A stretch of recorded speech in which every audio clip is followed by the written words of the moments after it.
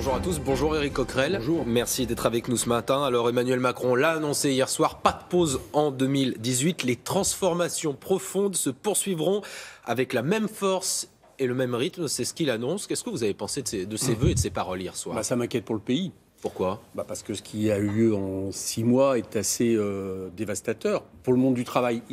Hier, Emmanuel Macron, grossièrement, a continué à faire ce qu'il a fait depuis 6 mois. Des paroles, parfois des belles paroles. Moi, j'aime bien qu'on parle de fraternité, et des actes qui le contredisent. Prenons le travail, justement.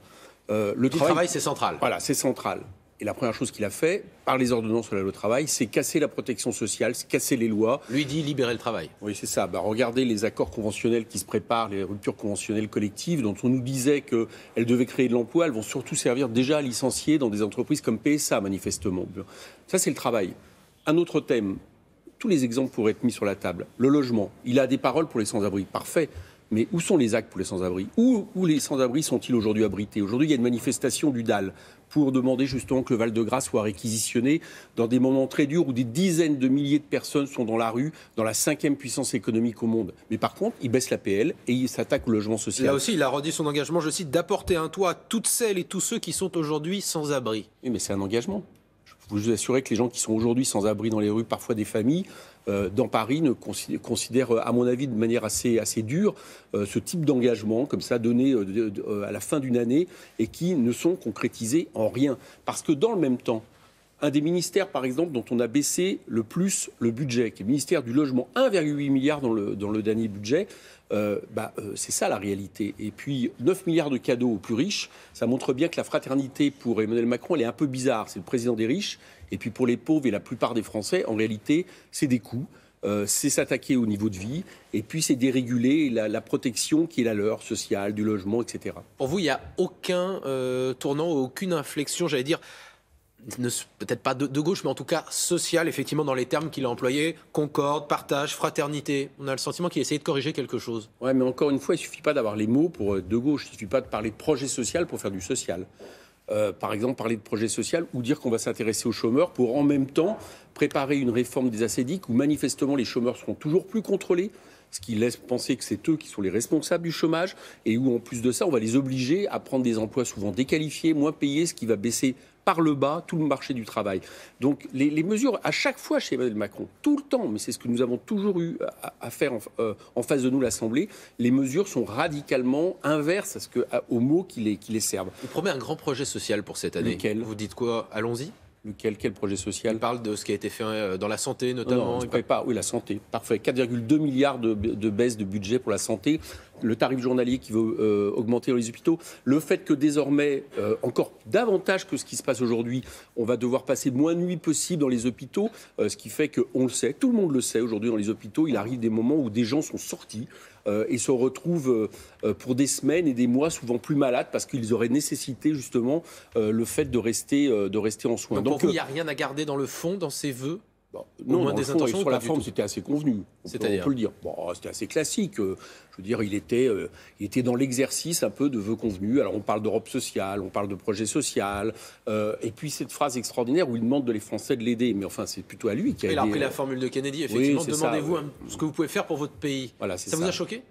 Non, ça ne me choque pas. Je pense qu'Emmanuel Macron est un très bon communicant, ça je ne lui enlève pas, mais que ça s'arrête là et que manifestement il compulse ses archives pour essayer de ressembler à ce qu'il estime être des modèles. Ce matin, vous avez trouvé ce que vous pourriez faire pour votre pays, pour répondre à l'appel d'Emmanuel Macron ? Nous, c'est se mobiliser. Voilà, c'est appeler à la mobilisation, faire ce qu'on n'a pas. Quand je dis nous, c'est tous ceux qui s'opposent à sa politique, syndicats, associations, mouvements politiques comme France Insoumise, et de faire en sorte que l'année prochaine, on arrive à bloquer des projets que nous estimons délétères pour le pays. Pourquoi vous y parviendriez davantage en 2018 alors que vous n'y êtes pas arrivé en 2017 ? Parce qu'on va...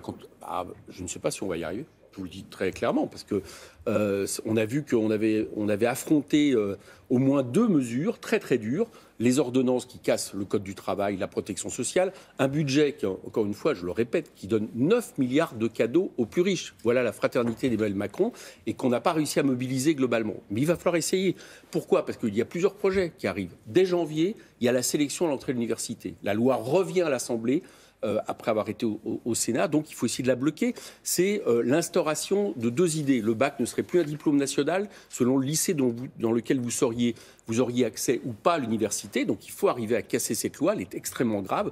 Des centaines de milliers d'étudiants dans le passé se sont mobilisés contre la sélection. Je leur dis aujourd'hui, voilà ce qui est en train d'arriver. Mais qu'est-ce que vous devez changer pour réussir à mobiliser, pour réussir à vous opposer? Qu'est-ce que doit changer la France insoumise en 2018? Moi, je crois continuer à faire ce qu'on a fait. Je crois qu'on l'a fait. Pourtant, ça n'a pas marché. Oui, on a essayé de le faire plutôt bien à l'Assemblée. Je crois que tout le monde nous reconnaît d'avoir eu un rôle à la fois d'opposant, mais également de proposants. Nous avons fait beaucoup de propositions basées sur notre programme. Donc on va continuer à travailler là-dessus. On va essayer de décortiquer, de critiquer les projets qui arrivent, qui sont souvent enrobés justement dans des belles phrases, qui travestissent leur réalité. Et puis on va tout le temps appeler à la convergence. On va appeler à un moment donné les syndicats, les associations. Ça, il y a 2 manières de s'opposer à un projet. Soit c'est la grève, et il y a des grèves qui réussissent en ce moment. Par exemple, des salariés, je pense aux salariés d'Honnête, sous-traitants de la SNCF, qui ont fait 44 jours de grève pour garder leurs acquis sociaux démantelés, non pas par les ordonnances par travail, mais par la loi El Khomri. Ils ont gagné. Il y a des victoires comme ça. En ce moment, luttent les salariés de Holiday Inn, un hôtel à Clichy, où les gens sont très mal payés, qui se mobilisent. Donc la grève marche. Mais s'il n'y a pas de grève, à un moment donné, si on ne débouche pas sur ce type de réaction, il faut à un moment donné être capable de montrer que nous sommes majoritaires dans la rue, et non pas plusieurs opposants, comme j'ai entendu Emmanuel Macron le dire hier. En tout cas, Emmanuel Macron, il s'est adressé justement à vous, en tout cas à ses opposants. Je les respecte, je les écouterai, je m'assurerai toujours que le débat soit conduit et que toutes les voix, y compris dissonantes, soient entendues. Vous avez dit quoi quand vous avez entendu ça? Oui, il est démocratique, c'est parfait. Enfin, je ferai remarquer qu'au niveau de l'Assemblée, il mène un train d'enfer et qu'à certains moments, et nous ne sommes pas les seuls à les dire, les voix démocratiques ont été un peu bizarres, disons, un peu bulldozer, je dirais. Mais il le fait, il n'y a pas de problème. Il écoute, mais il agit exactement sur la ligne qu'il s'est tracée, celle d'un néolibéralisme, celle de l'austérité, celle toujours de la politique de l'offre, qui fait dire qu'il faut donner beaucoup d'argent au capital pour des investissements productifs de demain. Les emplois d'après-demain, c'est Bruno Le Maire qui a remis d'actualité les phrases d'Helmut Schmidt en 1974. Vous voyez comme c'est actuel. Et le problème, c'est que ça fait maintenant 30 ans que c'est appliqué. Le chômage augmente, les profits augmentent et les investissements baissent. Donc cette politique ne marche pas. Merci beaucoup Éric Coquerel, c'est à vous Thierry. Permettez-moi d'ailleurs à mon tour de souhaiter une excellente année 2018 à tous les téléspectateurs des 4 vérités et de Télématin, et puis à vous aussi Thierry. Merci infiniment, merci beaucoup Guillaume et merci messieurs. Bonne journée, nous continuons jusqu'à 9h25 et nous sommes ravis de vous accueillir. Si vous